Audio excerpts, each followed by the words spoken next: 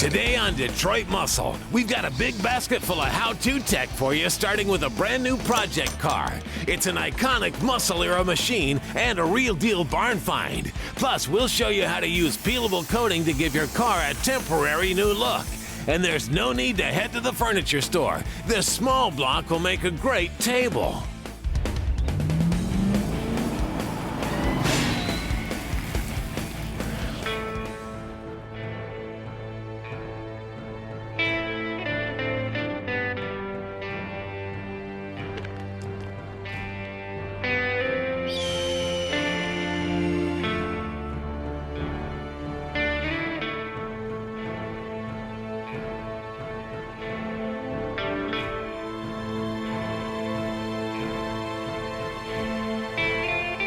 Hey guys, now obviously we're not in the shop right now. We're out on a treasure hunt, and we've all heard those cool stories about all those awesome cars hanging out in buildings a lot like this one. That's right, this is an old hay barn. Now I'm sure you've heard the term barn find tossed around so much lately that it's lost its meaning. The fact of the matter is, we found a real one.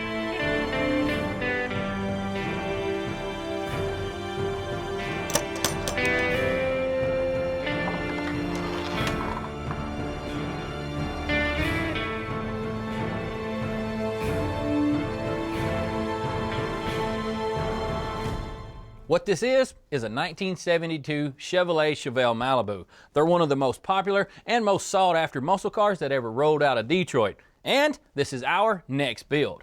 But this isn't anything special or rare. It's not a big block or an SS. In fact, it's a small block with a bench seat and a column shift. So it's a blank slate. We can do whatever we'd like.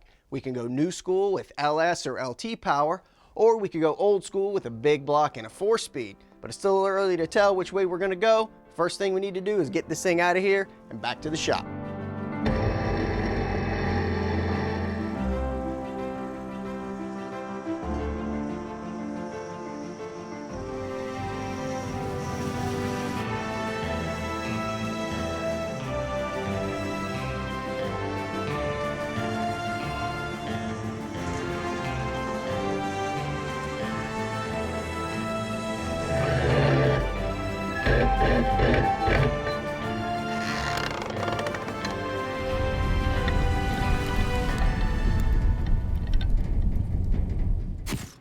Now we got our Chevelle off the trailer and we're just about ready to take it all apart. But before we do that, we want to give it a quick bath for a couple of reasons. One, we want to wash off what's left of that bird. And two, this thing's probably got a couple critters living in it because it's been sitting in that old barn for as long as it has. Now we're not going to kill them, but we are going to force them out. We aren't planning on using this hood, so we'll go ahead and get it out of the way right now. But before we fire up that pressure washer though, we need to get some degreasing done here in the engine bay. What we're gonna use is this Gunk all-purpose cleaner and degreaser.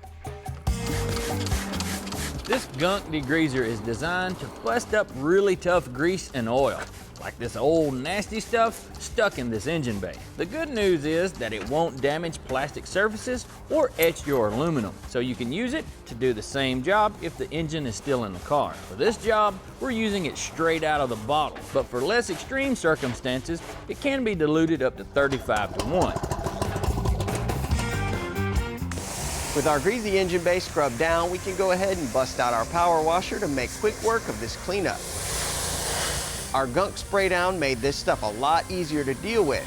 Heck, some of this metal hasn't seen daylight in 30+ years.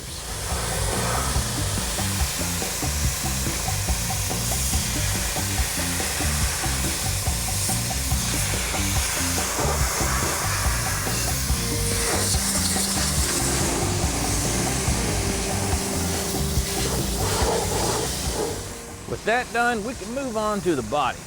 Boy, does she need a bath real bad.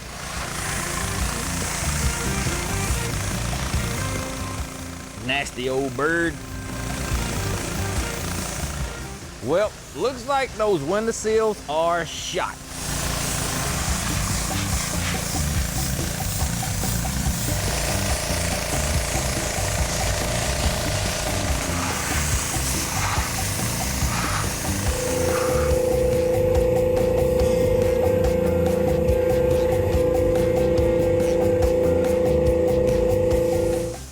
old girl is sure looking a lot better already. Just look at that engine bay. Just look at it. Well, we let our Chevelle drip dry, and I have to say it sure does look a whole lot better and definitely smells a lot better. Not on the inside, it doesn't. As a matter of fact, since we're in here now, we're gonna do the easiest and the least expensive part of building an old car. That's the teardown. Coming up, we'll do some automotive archaeology on our Chevelle. Jackpot!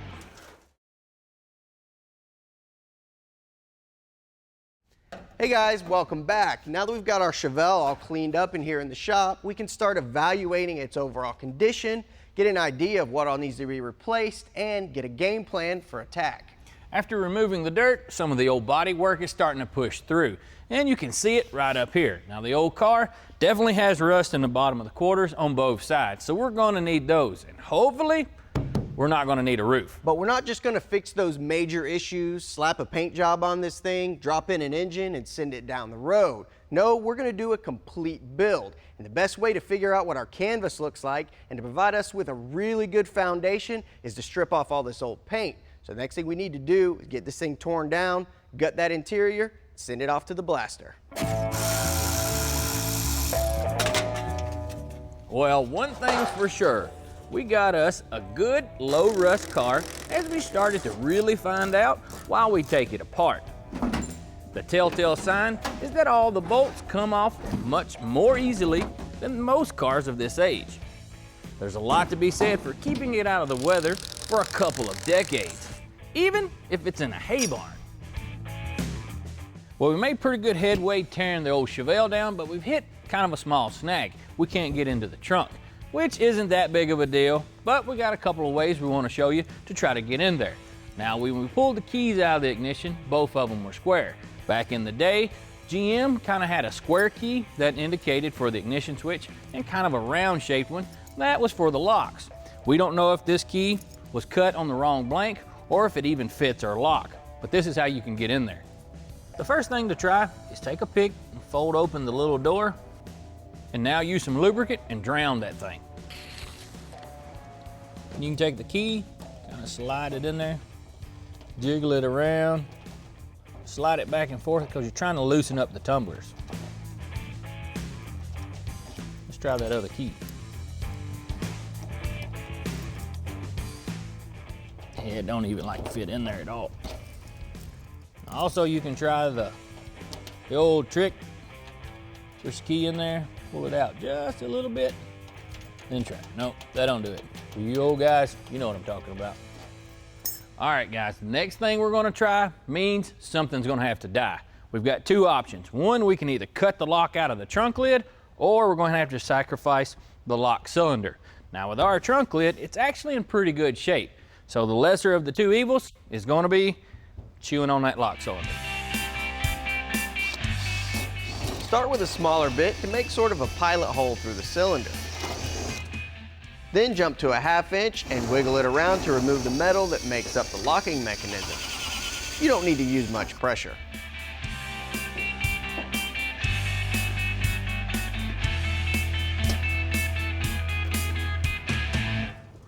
Oh yeah, jackpot, some jumper cables, and an antique whip.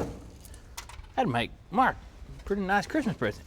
All right, now we got most of the body taken apart and the glass out of the car. Now it's time to move into that interior and get it gutted. Jumper cables, that's a good one there. The one everybody wants.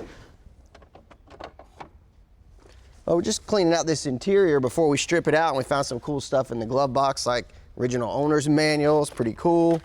Even got a warranty information. It's neat. And this is the coolest one. It's the original bill of sale. It's got some pretty cool info on it. The original owner's name, when they bought it, June 14th, 72. This thing actually had white walls, power steering, and AC. Coolest part about this, though, shows here, owner traded in a 1966 Chevy 2. They even got $1,400 for a trade-in, so that's pretty cool. I think we'll hold on to that. Well, we need to get the rest of this interior stripped out and get the body separated from the frame, send them off to the blaster. Stick around and we'll show you how to radically change your ride on a temporary basis.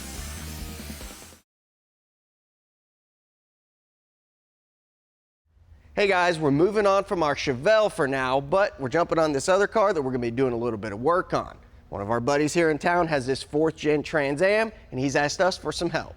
You see, he wants to change the personality of his car, but not on a permanent basis. He wants the ability to come back to this factory color. This is a WS6 Trans Am, which is actually a pretty sought after late model muscle car. Sanding the paint off and changing the color could actually hurt the guy's value later down the road. One great solution for this sort of situation is to use a good, high-quality, non-permanent coating like this peel coat from Rust-Oleum. Now, this stuff has a lot of advantages that come in handy when doing a job like this. For one thing, there's no body work. This coating is a high build type, meaning that you can actually use it to mask minor imperfections on the surface of the car. Second, since it's not permanent, if you make a mistake, then you can just peel it off and try again. Third, it can act as an added protection against things like rock chips, salt, and UV damage. Rust-Oleum peel coat comes in gallons. And like the aerosol variety, it's a ready-to-spray formula, meaning there's no mixing or thinning involved. If you're working on a larger project like trying to cover an entire car, that's going to mean you're covering quite a bit of real estate. The gallons are the way to go. Now, you're not going to attack the car with a roller or a brush. You're going to need a way to nicely lay it out onto the car. What we're going to use to get the job done is this Wagner Moto Coat sprayer. This thing's pretty cool. It's a self-contained spray system for peelable coatings like we're going to be laying down. It's ideal for the guy who doesn't have a large air compressor or spray gun, but is looking for the ability to safely spray this type of coating. This is also going to give you a much more consistent finish across large panels and make your life a lot easier since you can get coverage very quickly. This isn't the unit you'd paint your house with. It's purpose-built for automotive coatings. And with a switch to this other gun, you can lay down things like undercoating and truck bed liner. Make sure your car is washed with soap and water before you do anything else. And once you start masking, you don't have to hit everything like you would with paint. There's no need to do any mixing or thinning, just put it straight in the sprayer. Be sure to do a little practice spraying to get the airflow and material flow dialed in. You can also change the angle of the spray pattern by twisting the nozzle. The first coat that you lay down should be light with about 50% coverage.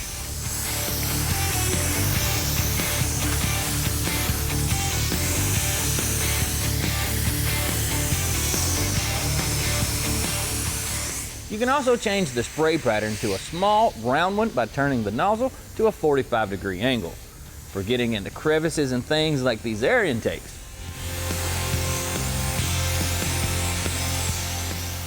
You also want to wipe the spray tip every few minutes to keep any of the coating from drying on it.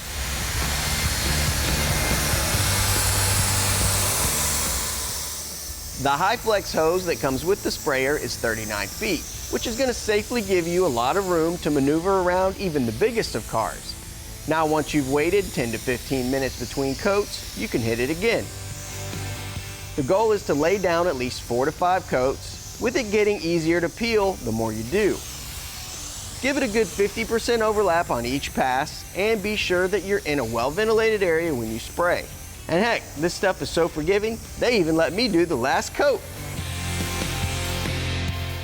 Right after you finish spraying, go ahead and unmask everything you don't want to be covered. At this stage, the coating breaks very nicely along natural seams.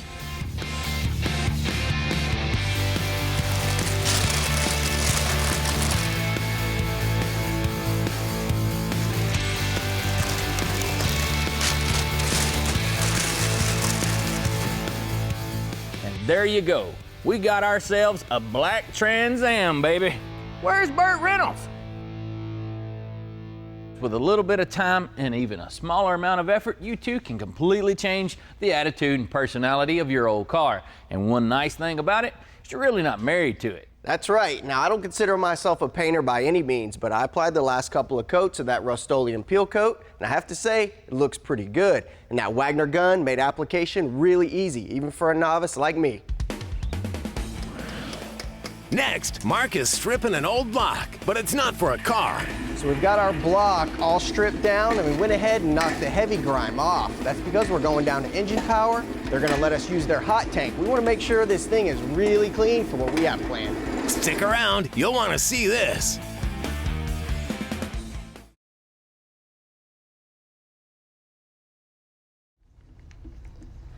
Now we've got a bunch of old car parts laying around and we stub our toes on them from time to time, and that's the case with this old small block Chevy here. It's a 305 and it's probably worth just about maybe $5, but could make a boat anchor out of it, I guess. But I've got something better planned. Check this out. First things first. Come on, baby. Strip this greasy iron weight of its unwanted components. So we've got our block all stripped down, and we went ahead and knocked the heavy grime off. That's because we're going down to engine power. They're gonna let us use their hot tank. We wanna make sure this thing is really clean for what we have planned. We'll set the parts washer at 150 degrees for about an hour. That should do it. All right, so we're back in the shop now. We've got all our parts cleaned up, and it's time to reveal exactly what we're gonna do. We're turning this thing into a coffee table. Now you may have seen these online before, and there's a few different ways that you can do it. And either way, the small block Chevy is gonna be perfect for this project. Now even after a trip to the hot tank, a lot of these parts still have carbon buildup on them, so we need to get them cleaned up. Now these piston and rod assemblies, well, they can go right in the blast cabinet. As for the block, it can get cleaned up right here on the engine stand. We have a wire brush, wire wheel, and even these abrasive discs. Now take your time and be thorough. A clean surface is a must for the paint to stick. Now that abrasive disc is great for these machined areas like this, but to get in here where all this texture is and in tight spots, we need to switch to the wire wheel.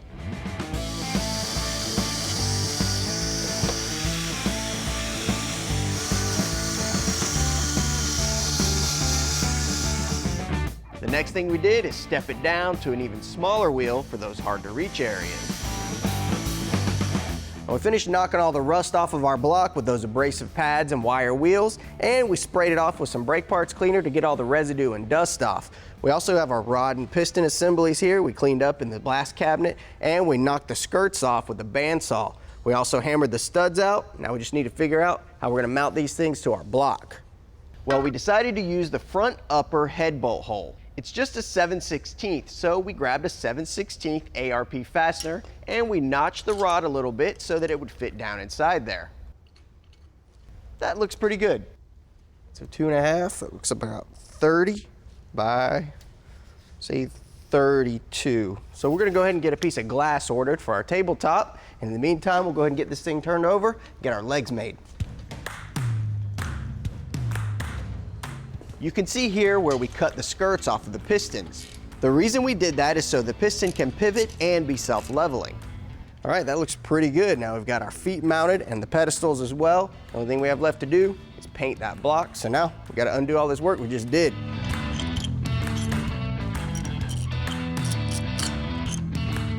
We used Dupli-Color cast iron paint for the lifter valley and the front of the block to give it a bare block look. Once the 3 coats of paint were dry, we wiped off the surface area with lacquer thinner to clean off any overspray. After masking up the painted surfaces, I'm ready to make over this heap of junkyard scrap into a work of art. Spraying on 3 coats of Dupli-Color Chevy Orange will transform this small block into a living room centerpiece. With the color dry, we can start adding clear. This is an important step to protect not only the color you sprayed on, but also the bare metal pieces.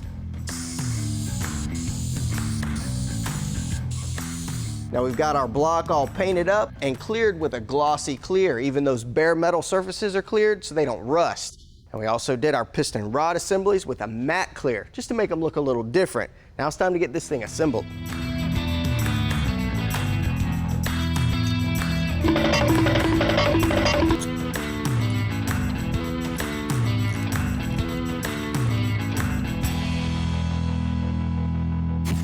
Well, our custom piece of glass came in and we went ahead and installed it on our table. And we've got it up here in the lobby in the front of our building. And we got about $350 in this thing, which really isn't bad considering how cool and unique it is. Now we just need to get some furniture to match. Well, that's all the time we have for today. See y'all next time.